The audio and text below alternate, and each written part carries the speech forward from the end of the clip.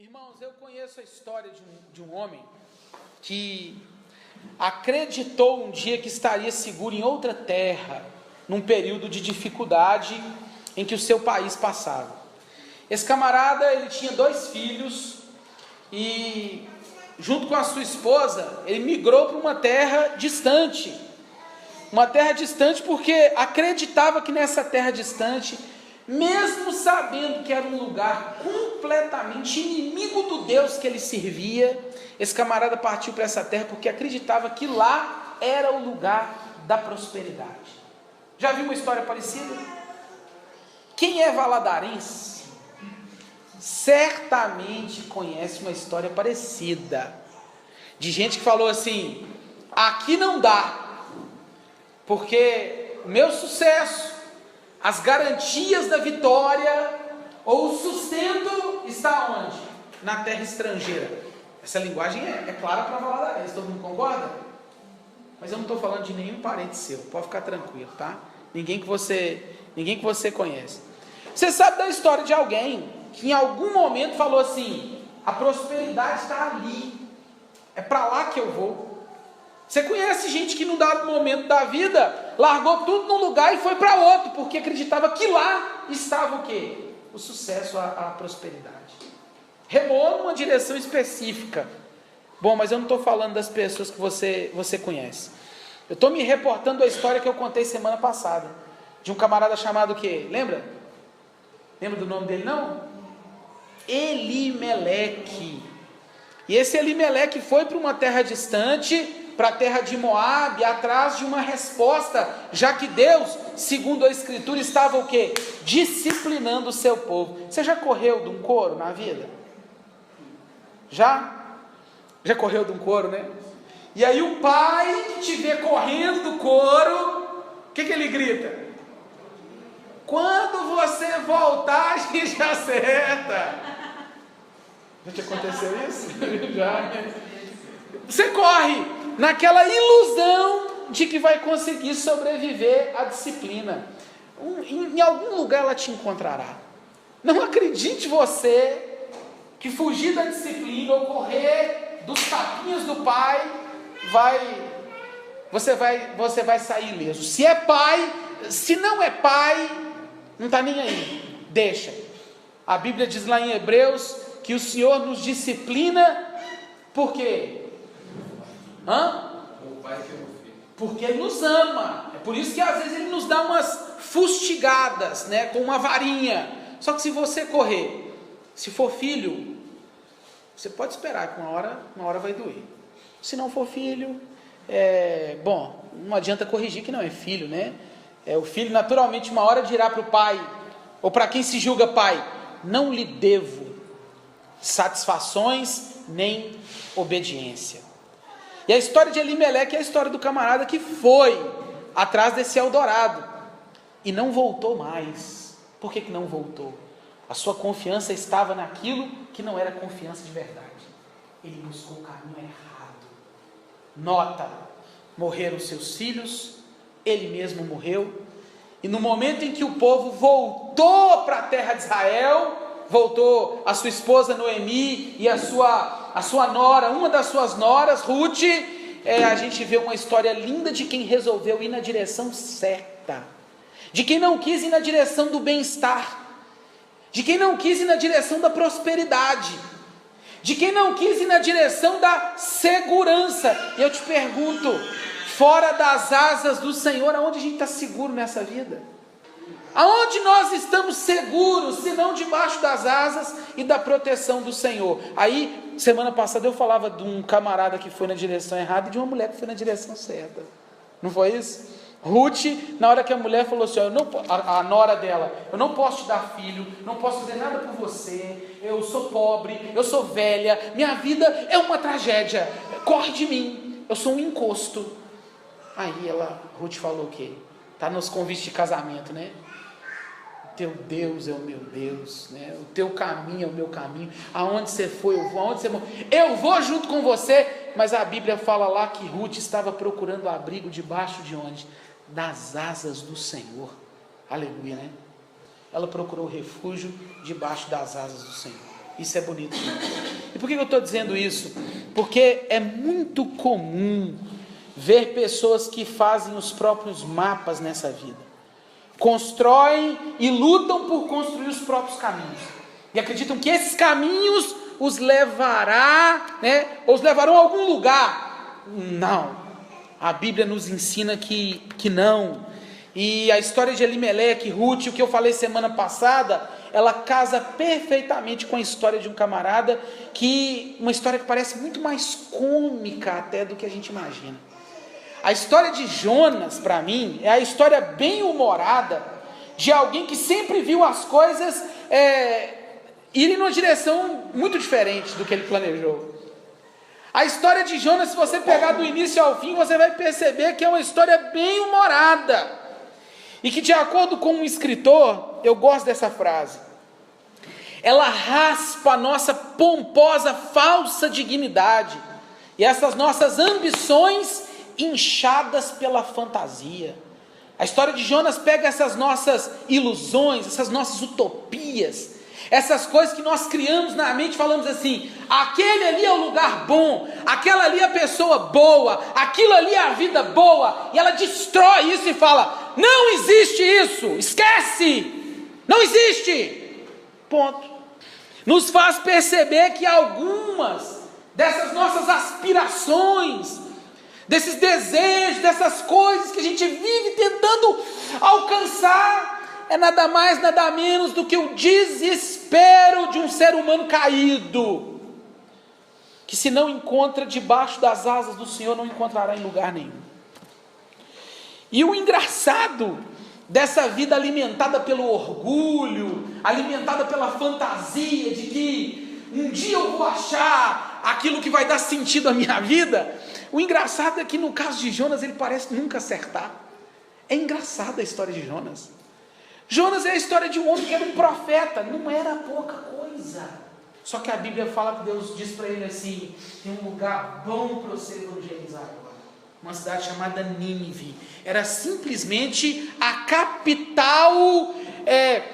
Nínive naquela época, sabe onde que fica Nínive?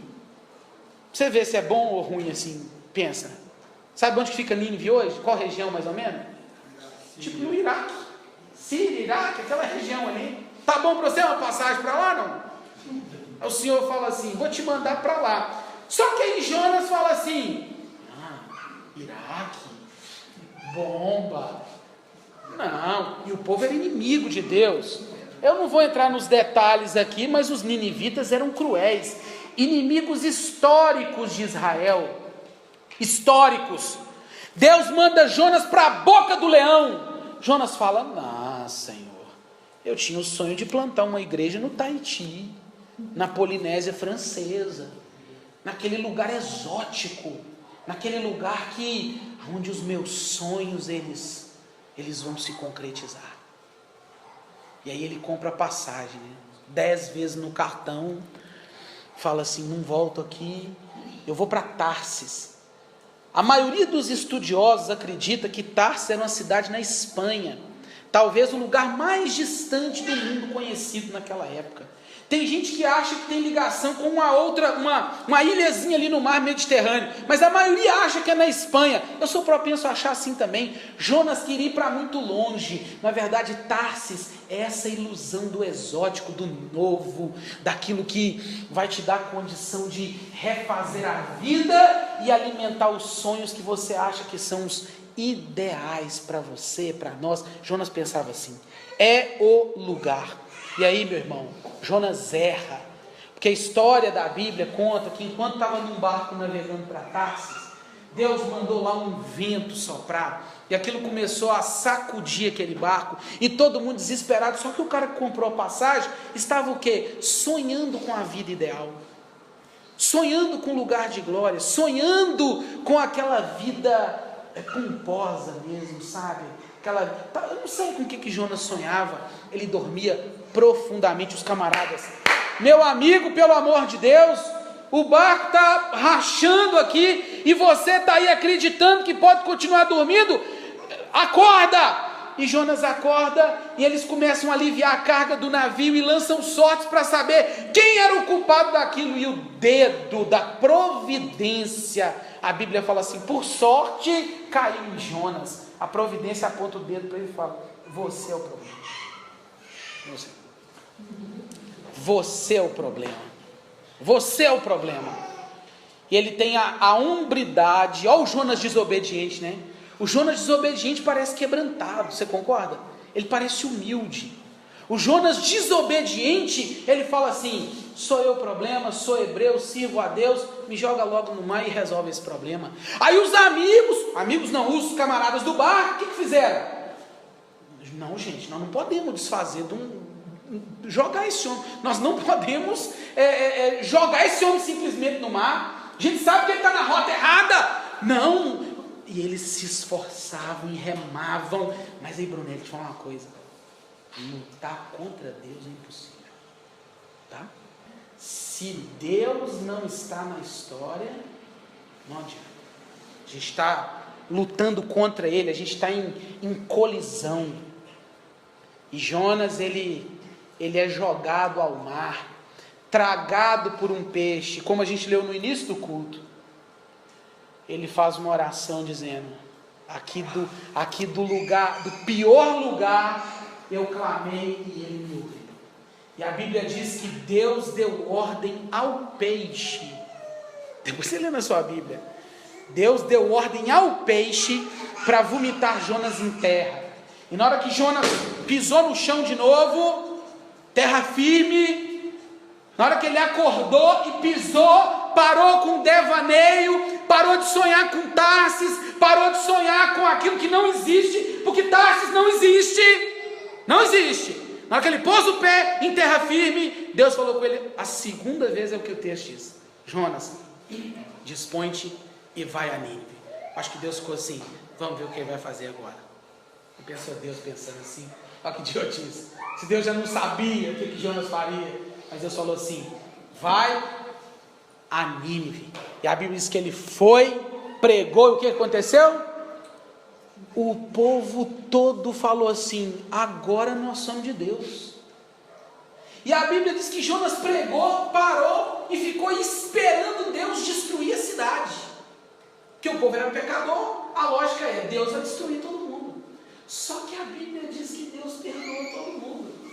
E chega uma hora que Jonas fica irritado. Olha o Jonas obediente, como é que ele é prego. Desculpa a expressão, mas não é. O Jonas obediente, ele parece um cara chato. O desobediente fala, me joga na água que a culpa é minha. Agora o Jonas obediente, Marquinhos, cheio da razão, vira para Deus e fala assim, ah bom, eu venho aqui prego, o Senhor fala que vai destruir a cidade, não destrói, porque o Senhor é bondoso, é clemente, e aí? Como é que eu fico? Porque ele rodou a cidade, estou falando assim, em 40 dias, Deus vai destruir isso aqui. Só que Deus não fez o que ele falou. Gente, é lindo demais, não é engraçado? Deus quebra, Raquel, a reputação dele de profeta. O que ele prometeu, o que ele falou que ia se cumprir, não se cumpriu. Deus rasga Jonas no meio. Fala assim, você se acha, você é obediente, você faz e acontece, você profetizou, mas na verdade, Deus está falando com ele assim, a minha graça, Jonas, ela é inexplicável. Não adianta você querer achar que sabe como funciona. Você pode achar que sabe, mas não sabe. O melhor para você não é me entender, não. É parar de ficar topando essa queda de braço comigo. E aí Deus dá uma lição para ele maravilhosa, né? Deus manda um verme, mata a planta. Lembra da história? Deus matou a plantinha e Jonas, quando o sol começou a bater na cabeça dele, Jonas ficou nervoso e falou assim, aí, nada dá certo para mim. Eu falo uma coisa como profeta, a coisa não cumpre. Compro a minha passagem para Tarsis, dá tudo errado. E agora eu tinha uma plantinha massa aqui para eu ficar de boa. E Deus manda matar ela. Não, assim não vai. Reclamando, né? Aí Deus vira para Jonas e fala assim, Jonas, é razoável razoável essa tua ira? Aí Jonas fala assim: é razoável até a morte. Tipo assim, eu tô no meu direito.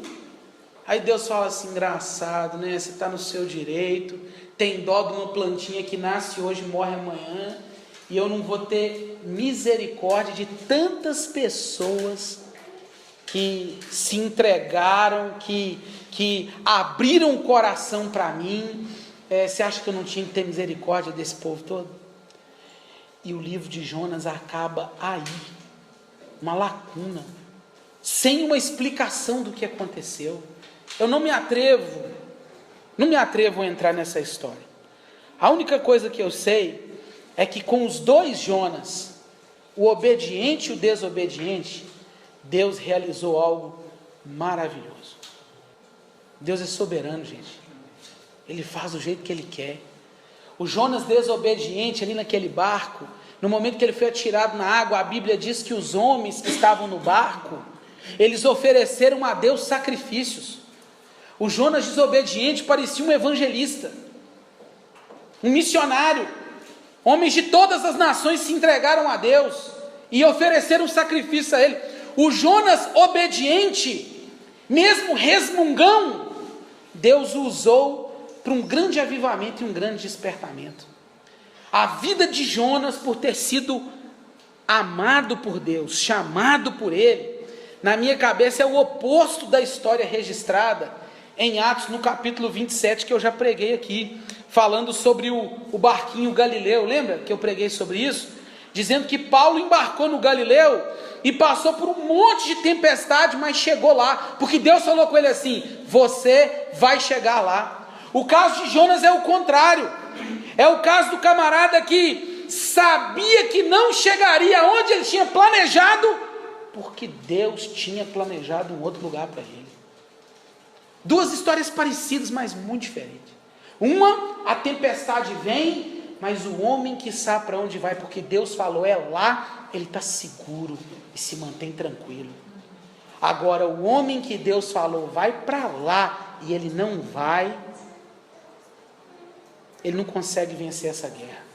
Ele nunca vai conseguir brigar com Deus nessa história. E eu queria chamar a sua atenção para isso. Por quê? Porque nós, às vezes, abraçamos alguns caminhos nessa nossa vida, que a gente tem a impressão que são os caminhos que vão nos tornar felizes, que vão dar sentido à nossa caminhada. Tarsis, como eu já falei, era aquele lugar exótico, aquele lugar diferente. Ele pagou para ir até lá, descansou de que nada poderia estar errado e partiu na direção do seu suposto sonho. Descansou.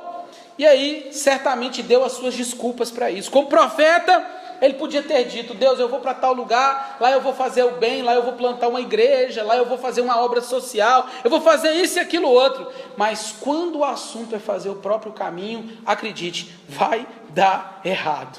Nós sabemos que deu errado, deu muito errado, assim como na vida de Elimeleque, assim como na minha vida, assim como na sua vida. Todas as vezes que a autonomia te abraça, todas as vezes que a autossuficiência ela te engole, todas as vezes que você acredita que pode fazer um caminho que não é o caminho que Deus planejou para você, você vai fracassar, você vai afundar, você vai apodrecer abraçado num devaneio. A Bíblia fala do desperdício de carga, desespero. O mundo estava desabando e Jonas seguindo firme no seu sonho, igual o mundo motivacional te manda fazer hoje, igual a cultura do empreendedorismo. Nada contra os empreendedores, mas a cultura do empreendedorismo manda todo ser humano fazer. Não desista dos seus sonhos. Se aparecer uma porta, você chuta ela, vai atrás do seu sonho, você é um vencedor. Derruba o que se coloca diante do seu sonho. Bobagem, bobagem. Enquanto Jonas sonhava com uma Tarsis repleta de sei lá o que, o seu barco estava afundando, igual de muita gente aqui. Aparece um mecanismo simples na história, né? Quando a providência aponta o dedo para o cara e fala assim: é você o problema. Você está na direção errada. Aí Jonas, quem? Eu? Achei que estava fazendo tudo certo. A diferença é que Jonas, ele conhecia e sabia, e escute o que eu vou falar, que ele não ia ganhar essa queda de braço. Não ia. Jonas conhecia o Senhor. Ele sabia quem venceria. Se você possui algum conhecimento de Deus nessa vida, o mínimo que seja, e se você é um desses que Ele escolheu para ser dele, se você é um desses que Deus chamou, me escuta, você não vai vencer essa queda de braço, por mais que você tente. Você vai tentar fugir, você vai se esforçar, você vai agir por conta própria, você vai reunir pessoas para te enganar e achar que é o seu sonho está certo. Você vai viver o maior devaneio, a maior ilusão, a maior utopia, só que você vai afundar com ela, igual muita gente que a gente vê por aí, e muita gente trilhando o próprio caminho. Será possível que a gente não se dá conta que a passagem para Tarsis vai custar muito caro? É isso, gente. Essas ilusões que nos alimentam no dia a dia vão custar muito caro. Custou para Elimeleque, custará para nós. E olha aqui para mim, Tarsis não existe definitivamente.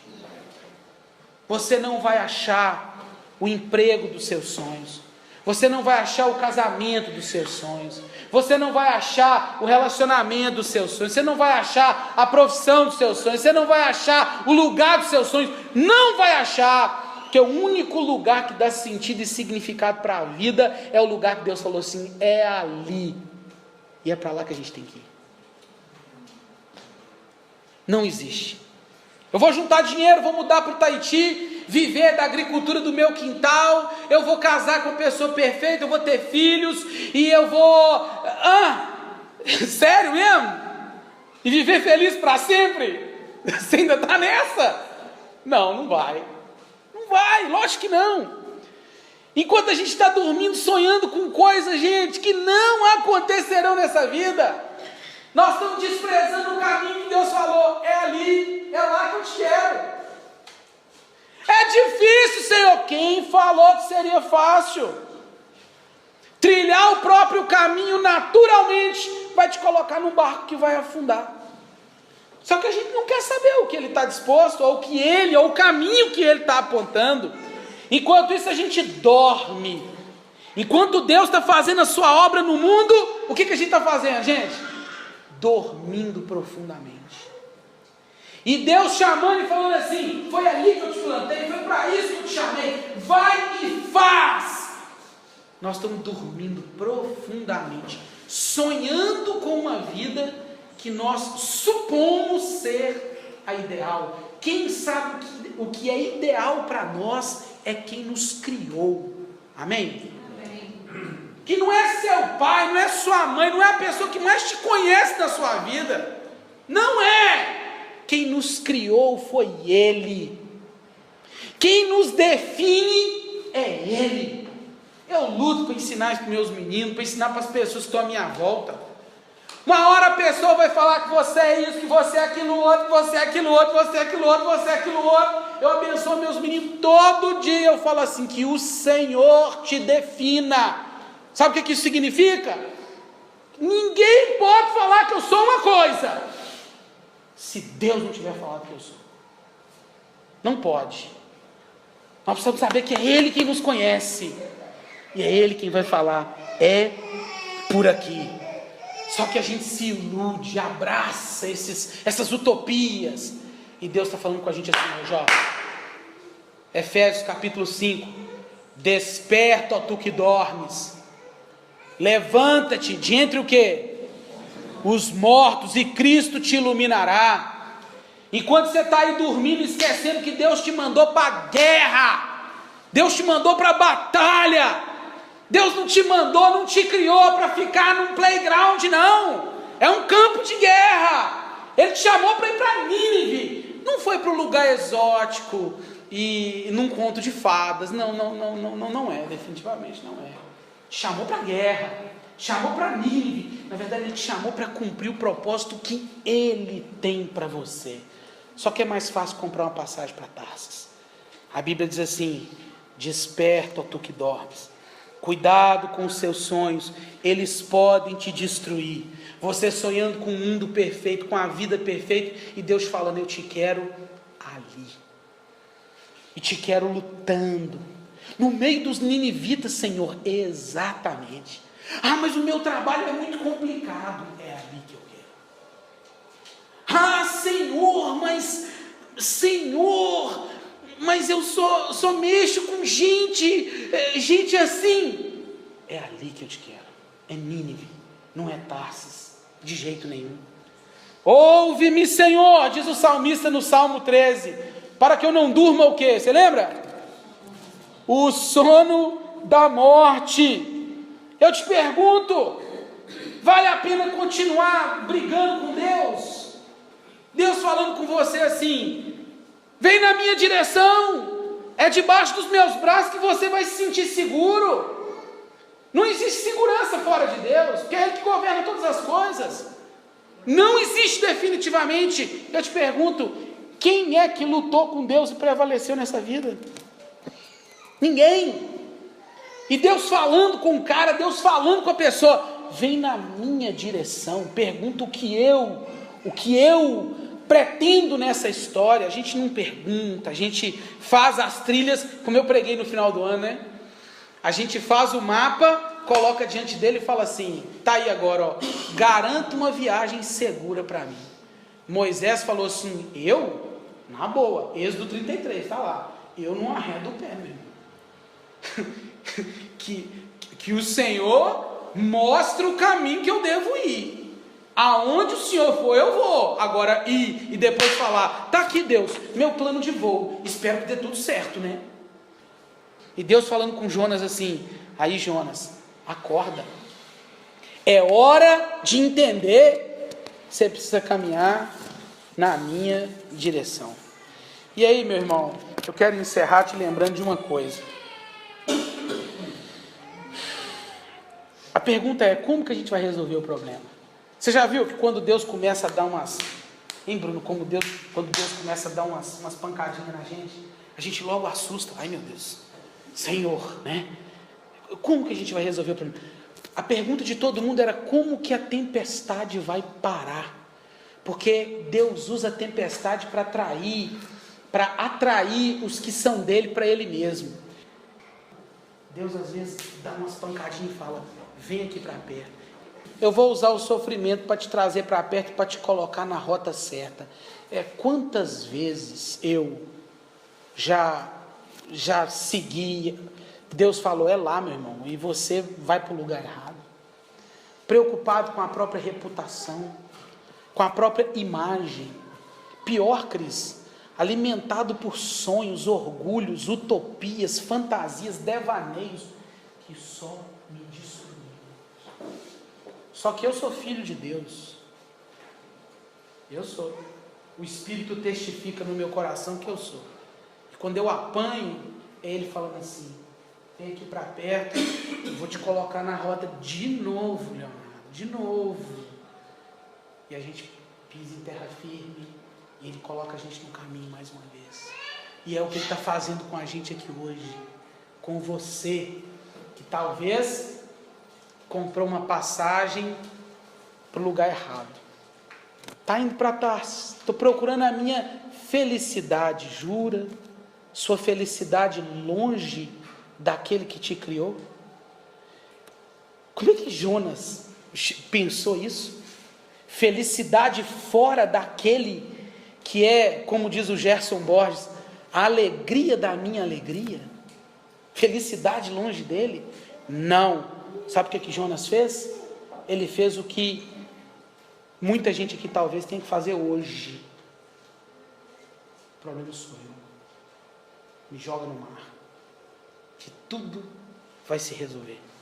A culpa não é das estrelas, como estão dizendo por aí. A culpa é minha mesmo. Eu que errei.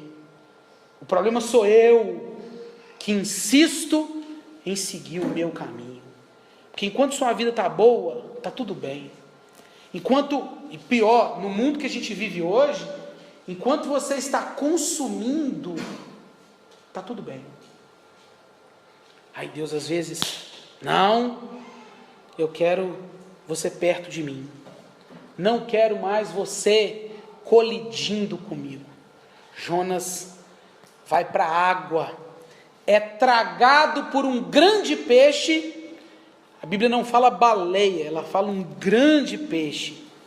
E aí nós encontramos o que para nós é a resposta dessa graça irresistível. E que nos fundamenta através do versículo que lemos no início do culto, no capítulo 2. Quando Jonas lá, na pior, o barco dele, sendo chacoalhado, ele fala assim: das profundezas clamei ao Senhor, e Ele me ouviu. Ele está falando assim: eu estava na rota errada, e resolvi navegar agora na direção de Deus. Eu agora oro e dou graças a Ele, porque eu quero o caminho que Ele tem para mim. É Jonas dizendo assim: eu entendi que não existe felicidade longe dele, que não existe nenhuma dessas fantasias que eu crio na mente que vão me dar uma sensação de que está tudo certo, tudo está nas mãos dele, e eu preciso da direção do Senhor. E aí a Bíblia diz que Deus ouviu a sua oração. E Jonas falou assim: está aí, porque a salvação para quem está na rota errada no casamento, sabe? Muita gente com casamento espatifado. Para quem está na rota errada dos relacionamentos, para quem está na rota errada da profissão, Deus chamou para ser médico e você quer ser engenheiro. Deus chamou para ser missionário, você quer ser professor. Deus chamou para ser mãe. Nós vamos falar sobre isso terça-feira, viu? E a senhora quer ser prêmio Nobel de Economia. Vai dar errado. O barquinho vai afundar. Vai mesmo. Porque em hora nenhuma a gente falou assim: Senhor, eu estou na rota errada. O problema sou eu. Me joga na água e faz esse peixe me vomitar em Nínive. Hoje, se você é um desses que ele escolheu, se você é um desses filhos, ele pode te acordar do sono que você está dormindo, fazer seu barco chacoalhar. E eu costumo falar que Deus não gosta do nosso barco muito tranquilo, não. Eu tenho essa impressão. Quando a sua vida está redondinha demais, suspeite. Suspeite. A Bíblia fala, Paulo fala a Timóteo que todos que querem viver em Cristo serão o quê? Piedosamente em Cristo serão o quê? Perseguidos. Que bem-aventurados sois quando injuriados vos perseguirem. Pedro, lá no capítulo 4, fala que com dificuldade que o justo é salvo, aonde o ímpio vai comparecer, cuidado. Barquinho tranquilo demais, pode ser um problema para você. Se você é filho de Deus, Deus às vezes dá uma sacudida na gente, bate forte e fala assim: quero te pôr na estrada de volta, porque é Ele que toma a iniciativa, Ele vem ao nosso encontro, Ele estica o braço. É meu filho, eu não posso deixar desse jeito, eu tenho que corrigir, eu tenho que dar uns tapinhas nele. Eu gosto de um texto de Deuteronômio, no capítulo 8, que Deus fala assim: eu te pus naquele deserto. Eu falava isso para Raquel essa semana, para te humilhar. E eu li aqui, mas Deus humilha alguém? Tem que humilhar esses deusezinhos que a gente carrega. Nós somos um monte de ídolozinhos, nos humilha. Aí Deus fala assim, para mostrar o teu próprio caminho, é para mostrar para você que você está na trilha errada. Hoje Deus pode chacoalhar seu barco, te despertar do sono. Hoje Ele pode te colocar no ventre de um peixe para você sentir a pressão 3 dias e 3 noites e falar assim: fiz besteira. Hoje, você que está aí no ventre do peixe, de uma ilusão, por causa de uma ilusão, por causa de uma loucura, Deus pode falar assim com o peixe: vomita eles lá na igreja do Cidade Nova, vomita ele lá, e dá ordem para ele de novo. Ele te chamou para Nínive. Tarsis essa ilusão que a gente criou na mente, essa ideia de uma vida feliz. O que é uma vida feliz? Essa ideia de vida bem-sucedida. Deus está falando com a gente hoje assim: Tarsis não existe. Eu te quero em Nínive, cumprindo o meu chamado, fazendo o que eu mandei você fazer. É ali que você vai encontrar a verdadeira felicidade. Deus chamou para uma missão, meu irmão. Deus não te chamou para ficar consumindo o evangelho dominicalmente. É em Nínive que Ele te quer. Confiado à sua graça escandalosa, que geralmente costuma fazer coisas que a gente não entende. Você está nesse barquinho aí, ó, dormindo, sonhando com a vida ideal. E a vida ideal é estar aos pés do Criador, através de Cristo nosso Senhor, que foi quem esticou as mãos para a gente e falou assim: eu posso te colocar na trilha certa. O pecado nos impediu, mas Jesus nos traz de volta e faz o nosso barco navegar na direção certa. Não é à toa que a Bíblia diz que Jesus é o caminho, Ele é a trilha correta, e é por ela que nós devemos seguir para encontrar a direção.